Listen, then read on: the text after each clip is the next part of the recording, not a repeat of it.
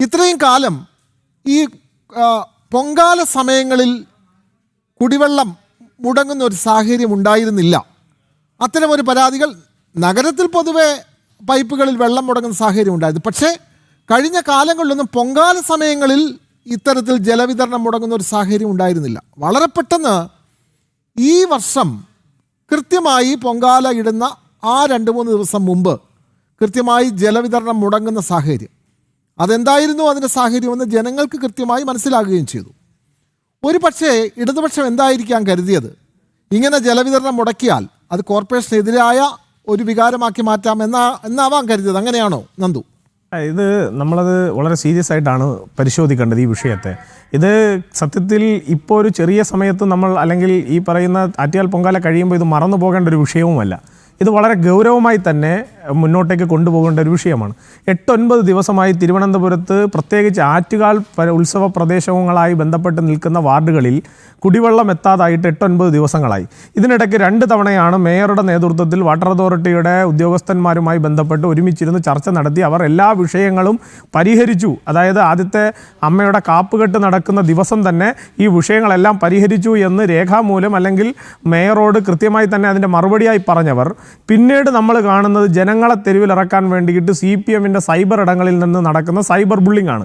ഈ ബുള്ളിംഗ് നടത്തുന്ന ആളുകൾ അല്ലെങ്കിൽ വെട്ടിക്കിളി കൂട്ടം അവർ മനസ്സിലാക്കാതെ പോകുന്ന ഒരു കാര്യം, സഖാവ് ശിവൻകുട്ടി എന്ന് പറയുന്ന പൊതുവിദ്യാഭ്യാസ വകുപ്പ് മന്ത്രിയുടെ ഭരണത്തിന് കീഴിൽ അല്ലെങ്കിൽ MLA എന്ന് പറയുന്ന അദ്ദേഹത്തിൻ്റെ നിയോജക മണ്ഡലത്തിലാണ് ഈ പറയുന്ന ആറ്റുകാൽ പൊങ്കാല നടക്കുന്ന ഭൂരിപക്ഷം വാർഡുകളും.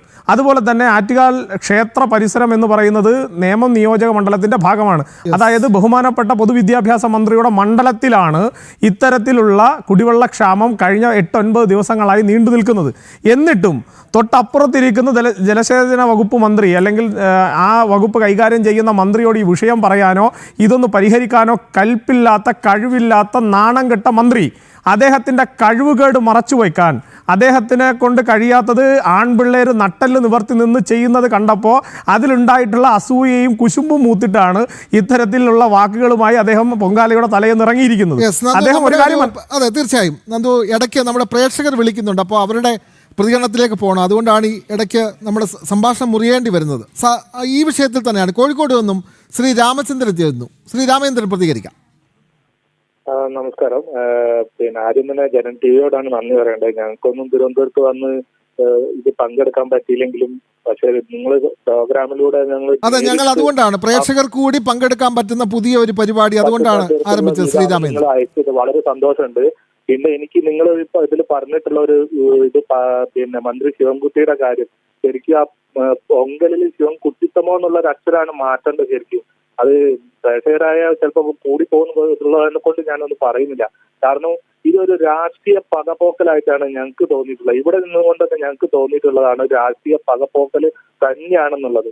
അതായത് ഇല്ലാ കഥകൾ മെനയുന്ന മന്ത്രിയായിട്ടാണ് ഞങ്ങൾക്ക് തോന്നിയിട്ടുള്ളത്. അത് സാധാരണ ഒരു പൊങ്കാല ക്രമീകരണങ്ങള് പിന്നെ ഈ വളരെ നല്ല രീതിയിൽ പോകുന്ന ഒരു പൊങ്കാല ക്രമീകരണങ്ങളില് വലിയ പരാജയമാണെന്ന് വരുത്തി തീർക്കാൻ എന്തൊക്കെയോ മന്ത്രി നടത്തുന്ന ഒരു പ്രസ്താവനകൾ എല്ലാവരും ചൂണ്ടിക്കാണിക്കുന്നുണ്ട്. അതായത് ഈ നഗരസഭയുടെ ശുചീകരണ പ്രവർത്തനങ്ങൾ വളരെ മന്ദഗതിയിലാണ് എന്നാണ് ഈ മനഃപൂർവ്വം ഉണ്ടാക്കിയെടുക്കാൻ ഇവർ ശ്രമിക്കുന്നത്. അതിന് പ്രതിവിധിയായിട്ട് മേയർ തന്നെ എന്താ ചെയ്തത്, 3000-ലധികം ശുചീകരണ തൊഴിലാളികളെ അവിടെ വിന്യസിച്ച് ലോകം കണ്ട ഏറ്റവും വലിയ ശുചീകരണ യജ്ഞമാണ് ആ മേയറുടെ നേതൃത്വത്തിൽ അവിടെ നടക്കുന്നത്, അല്ലെ? അപ്പൊ പല രീതിയിലും ഒരു സപ്പോർട്ട് കൊടുക്കേണ്ട മന്ത്രി നേരെ തിരിച്ചിട്ടുള്ള ഒരു വിദ്വേഷമാണ് പറയുന്നത്. അത് തീർച്ചയായും മോശപ്പെട്ട ഒരു അവസ്ഥയാണ്. പിന്നെ വെള്ളം കൂടി മുട്ടിക്കുന്ന സംഭവം ഞങ്ങൾ കേട്ടു വാർത്തയില്. പറയാന്ന് വെച്ചാൽ അത് വളരെ മോശമായിട്ടുള്ള ഒരു ഈ പൊങ്കലോട് അടുപ്പിച്ചിട്ട് തന്നെയാണോ വാട്ടർ അതോറിറ്റിക്ക് ഇത്ര ശുഷ്കാന്തി വന്നത്? അതിന്റെ വാൽവിന്റെ എന്തോ തടസ്സം നേരിട്ടു എന്നാണ് അറിയുന്നത്. അപ്പൊ ഈ വാൽവിന്റെ തടസ്സം നേരിട്ടത് അറിഞ്ഞത് ഈ പൊങ്കാലയ്ക്ക് അടുത്ത് വെച്ചാണോ അവർ അറിഞ്ഞത്? അത് തന്നെ വളരെ ഊഹിക്കാവുന്നതാണ്. അതെല്ലാം പൊതുജനങ്ങൾക്ക് മനസ്സിലായിട്ടുണ്ട്. ഒരു പരിധിവരെ പൊതുജനങ്ങൾക്ക് എന്താണ് ഈ ജലവിതരണം എന്തുകൊണ്ട് തടസ്സപ്പെട്ടു തുടങ്ങിയ കാര്യങ്ങളൊക്കെ പൊതുജനമാണ് ചർച്ച ചെയ്യുന്നത്. ഞങ്ങൾ മാധ്യമങ്ങൾ ചർച്ച ചെയ്യുന്നത് പോലെ പൊതുജനങ്ങൾക്കും ഇതൊക്കെ ബോധ്യമാകുന്നുണ്ട്. ശ്രീ രാമചന്ദ്രൻ വളരെയധികം നന്ദി. ശ്രീ നന്ദു, ഈ പറഞ്ഞു വന്നത് ഈ ജലവിതരണത്തിൽ വരെ അല്ലെങ്കിൽ പൊങ്കാലയ്ക്ക് വഴിപാടിനുള്ള ജലവിതരണത്തിൽ വരെ രാഷ്ട്രീയം കലർത്തുന്ന സാഹചര്യം, അങ്ങനെയൊക്കെ ചെയ്തില്ല എങ്കിൽ തങ്ങളുടെ കയ്യിൽ നിന്ന് ഇതൊക്കെ നഷ്ടപ്പെട്ടു പോകുമോ എന്നുള്ള സാഹചര്യം. പിന്നെ അത് മാത്രമല്ല, ഈ ഇത്തരം സേവനങ്ങൾ നൽകുന്നവർ കൊടികെട്ടി സേവനം നടത്തുന്നു എന്ന് പറയുന്ന ആ സംഘടന നേരത്തെ അവരുടെ ഏറ്റവും വലിയ സേവനമായി അവർ പറയുന്നതാണല്ലോ ഈ പൊതിച്ചോർ വിതരണം മെഡിക്കൽ കോളേജുകൾ. അത് നല്ല കാര്യമാണ്, അത് തെറ്റാണെന്ന് ആരും പറഞ്ഞിട്ടില്ല. അവരുടെ വാഹനങ്ങളിലൊക്കെ അവരുടെ കൊടിയുണ്ട്. അവിടെ ഭക്ഷണം വിതരണം ചെയ്യുന്നതിൽ പിന്നെന്തിനാണ് രാഷ്ട്രീയം കലർത്തുന്നതെന്ന് ആരെങ്കിലും ചോദിച്ചാൽ പോരെ. ഭക്ഷണം വിതരണം ചെയ്യുന്ന ഡിവൈഎഫ്ഐയുടെ വണ്ടിയിൽ ഡിവൈഎഫ്ഐയുടെ കൊടിയുണ്ട്. അതിലാർക്കാണ് പ്രശ്നം? അതേപോലെ തന്നെ ഇവിടെ വഴിപാടിനുള്ള വെള്ളം കൃത്യമായി വിതരണം ചെയ്യാൻ സംസ്ഥാന സർക്കാരിനെ കൊണ്ടാവുന്നില്ല. ഒരു സംഘടന അതിന് തയ്യാറായി അവർ ജലവിതരണം നടത്തുന്നു. അവരുടെ വണ്ടിയിൽ ഒരു കൊടിയിരുന്നാൽ എന്താണ് പ്രശ്നം? അത് ഏതെങ്കിലും ഒരു സംഘടനയുടെ മുദ്രയുള്ളതോ ഏതെങ്കിലും ഒരു രാഷ്ട്രീയ പാർട്ടിയുടെ ചിഹ്നമുള്ളതോ ആയ കൊടിയില്ല. അവർ വിശ്വസിക്കുന്ന വിശ്വാസ പ്രമാണത്തിൻ്റെ ഏതാണോ അവർ മനസ്സിൽ കരുതുന്ന, കാലങ്ങളായി അവർ ആരാധിക്കുന്ന മൂർത്തിക്കൊപ്പം അവർ വെച്ച് കാണുന്ന പൗരാണികമായ ഒരു നിറം, അല്ലെങ്കിൽ ആ നിറത്തിലുള്ളൊരു കൊടി ആ വാഹനത്തിൽ ഉണ്ടായാൽ ആർക്കാണ് നഷ്ടം? താങ്കൾ പറഞ്ഞ ഒരു വിഷയത്തിൽ നിന്ന് ഞാൻ തുടങ്ങാം. അതായത് ഡിവൈഎഫ്ഐയുടെ പൊതിച്ചോറ് ആണ് നമ്മൾ പറഞ്ഞ വിഷയം. അവർ അത് കൊടികെട്ടി കൊണ്ടുപോകുന്നു, അതിലൊന്നും നമുക്ക് യാതൊരു തരത്തിലുള്ള ഫ്ലക്സ് കിട്ടുന്നു, അതിലൊന്നും നമുക്ക് യാതൊരു വിധത്തിലുള്ള എതിർപ്പുമില്ല. പക്ഷേ കുറച്ച് നാളുകൾക്ക് മുൻപ് ഡിവൈഎഫ്ഐയുടെ ഒഫീഷ്യൽ ഹാൻഡിൽ ഒരു ഈ ചോറ് കൊടുക്കുന്നതുമായിട്ട് ബന്ധപ്പെട്ടിട്ടൊരു ഫോട്ടോ പ്രദർശനത്തിൽ വന്നു. അത് രാഖി കെട്ടിയിരിക്കുന്ന ഒരാൾ ആ ചോറ് വാങ്ങുന്നത്, ഡിവൈഎഫ്ഐയുടെ ഈ പൊതിച്ചോറ് വാങ്ങുന്നതിൻ്റെ ഒരു ഫോട്ടോ വന്നിട്ടാണ്. അദ്ദേഹത്തിൻ്റെ മുഖമില്ല, കയ്യിൽ രാഖിയുള്ള ഒരു ഫോട്ടോ വെച്ചിട്ടാണ്. അങ്ങനെ രാഷ്ട്രീയം, ആ രാഷ്ട്രീയ പാപ്പരത്വം. ഇപ്പം നമ്മളൊക്കെ ഒരു പ്രവർത്തനം നടത്തും. ഇപ്പോൾ ഞാനും ഇപ്പോൾ എൻ്റെ നാട്ടിൽ കുടിവെള്ളം എല്ലാവർക്കും കൊടുക്കുന്ന പ്രവർത്തനത്തിൽ നിന്നിട്ട് വരുന്നയാളാണ്. നമ്മൾ അവിടെ കൊടുത്ത ഒരാളോടും നിങ്ങൾ ഏതെങ്കിലും രാഷ്ട്രീയ പാർട്ടിയിൽ പ്രവർത്തിക്കുന്നവരാണോ, നിങ്ങൾ രാഷ്ട്രീയ പാർട്ടിയുടെ പ്രവർത്തകനാണോ എന്ന് ചോദിച്ചിട്ടല്ല സേവാഭാരതിയും അതുപോലെ തന്നെ രാഷ്ട്രീയ സ്വയം സേവക സംഘവും ഒക്കെ ഈ പറയുന്ന പ്രവർത്തനങ്ങൾ നടത്തുന്നത്. അങ്ങനെ നടത്തുന്നവർക്കാണ് അത് ഷോ ആയി തോന്നുന്നത്.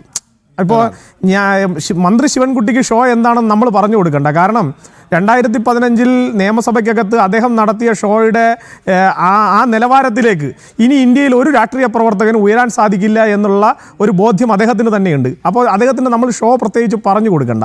ഇപ്പോൾ അദ്ദേഹം മനസ്സിലാക്കേണ്ട ഒരു കാര്യം, സ്വന്തം നിയോജക മണ്ഡലത്തിൽ നടക്കുന്ന ഇത്ര വലിയൊരു പൊങ്കാല മഹോത്സവത്തിൽ പോലും കൃത്യമായ ഇടപെടലുകൾ നടത്താനോ ഈ പറയുന്ന കുടിവെള്ളം മുടങ്ങിയവർക്ക് കുടിവെള്ളം എത്തിച്ചു കൊടുക്കാനോ കഴിവില്ലാത്തൊരു MLA, ജനപ്രതിനിധി, ഒരു മന്ത്രി, ആ മന്ത്രിക്ക് ഇങ്ങനെ വീട്ടിനകത്ത് അടച്ചിരുന്ന് ഇത്തരത്തിലുള്ള ജൽപ്പനങ്ങൾ നടത്തുക എന്നുള്ളതിനപ്പുറത്ത്, ഇപ്പോൾ നമ്മൾ പറയുമല്ലോ മറ്റാരെങ്കിലുമൊക്കെ നല്ല കാര്യം ചെയ്യുമ്പോൾ 10 പേര് നല്ലത് പറയുന്നത് കേൾക്കുമ്പോൾ ഉണ്ടാകുന്ന ഒരു അസ്വാരസ്യം ഉണ്ടല്ലോ. ഇപ്പോൾ കഴിഞ്ഞ ദിവസം ഇപ്പോൾ ആറ്റുകാൽ പൊങ്കാല തുടങ്ങിയതിന് ശേഷം താങ്കളൊന്ന് പരിശോധിക്കണം. ആറ്റുകാൽ പൊങ്കാല തുടങ്ങിയതിന് ശേഷമുള്ള എല്ലാ ദിവസങ്ങളിലും മേയർ വൈകുന്നേരങ്ങളിൽ ആറ്റുകാൽ പൊങ്കാല പരിസരത്തുണ്ട്, ആറ്റുകാൽ ക്ഷേത്ര പരിസരത്തുണ്ട്. അവിടെ അന്നന്ന് ഉണ്ടാവുന്ന എന്തെങ്കിലും തരത്തിലുള്ള ഡെവലപ്മെൻറ്റുകൾ അല്ലെങ്കിൽ എന്തെങ്കിലും കുറവുകൾ ശ്രദ്ധയിൽപ്പെട്ട് കഴിഞ്ഞാൽ ഉടനെ തന്നെ മേയറും അവരുടെ ഈ പറയുന്ന സ്റ്റാൻഡിംഗ് കമ്മിറ്റി ചെയർമാൻമാരും അപ്പോൾ തന്നെ ഇടപെട്ടുകൊണ്ട് ആ വിഷയങ്ങൾ കൃത്യമായി പരിഹരിക്കുന്നതിന് വേണ്ടിയിട്ടുള്ള മുൻകരുതലുകൾ എടുക്കുകയും ജനങ്ങൾക്ക് അത് വലിയ രീതിയിലുള്ളൊരു മതിപ്പ് ഈ പറയുന്ന നഗരസഭാ ഭരണസമിതിയോടും നഗരസഭയുടെ അധ്യക്ഷൻ എന്നുള്ള നിലയിൽ മേയറോടും ഉണ്ടാകുന്നു എന്നുള്ളതിൻ്റെ ഒരു ചൊരുക്ക്, ആ ചൊരുക്ക് ഇങ്ങനെ കരഞ്ഞു തീർക്കുകയാണ് ഈ പറയുന്ന CPIM-ഉം അതുപോലെ തന്നെ മന്ത്രി ശിവൻകുട്ടിയും. കാരണം കഴിഞ്ഞ ദിവസം ഈ പറയുന്ന ഇവരുടെയൊക്കെ മൂക്കിൻ്റെ തുമ്പിൽ ഇത്രയും കാലം പതിറ്റാണ്ടുകൾ ഈ ആറ്റുകാൽ പൊങ്കാലയ്ക്ക് വന്നിരുന്ന സാധാരണക്കാരുടെ പോക്കറ്റുകളിൽ നിന്ന് കൊള്ളക്കാർ പിടിച്ചു പറിക്കുന്നത് പോലെ പിടിച്ചു പറിച്ചുകൊണ്ടിരുന്ന വാഹന പാർക്കിംഗ് ഫീസ്, ആ വാഹന പാർക്കിംഗ് ഫീസുമായി ബന്ധപ്പെട്ടിട്ടുള്ള വിഷയം ഇന്നലെ നമ്മളെല്ലാ ചാനലുകളും കൃത്യമായി തന്നെ അവതരിപ്പിച്ചതാണ്. മേയറുടെ പെട്ടെന്നുള്ള ഇടപെടൽ, ഒരാൾ വണ്ടി തടഞ്ഞു നിർത്തുമ്പോൾ മേയർ വണ്ടി നിർത്തി ഇറങ്ങി അദ്ദേഹത്തിനോട് ആ വിഷയം ചോദിക്കുന്ന നിലയിലേക്ക് ഒരു മേയർ ഇന്ന് തിരുവനന്തപുരത്തുണ്ട് എന്ന് പറയുന്നത് തന്നെ നമുക്ക് അഭിമാനമാണ്.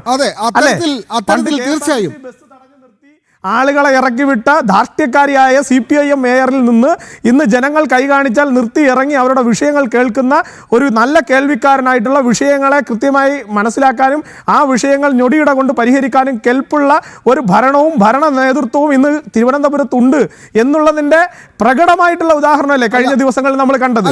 അപ്പൊ അതിനുള്ള ചൊരുക്ക് ഇങ്ങനെ കരഞ്ഞു തീർക്കുകയാണ്. അതെ നന്ദു, ജനങ്ങൾ ഈ വിഷയം ചർച്ച ചെയ്യുന്നതും ആ സാഹചര്യം കൊണ്ട് തന്നെയാണ്.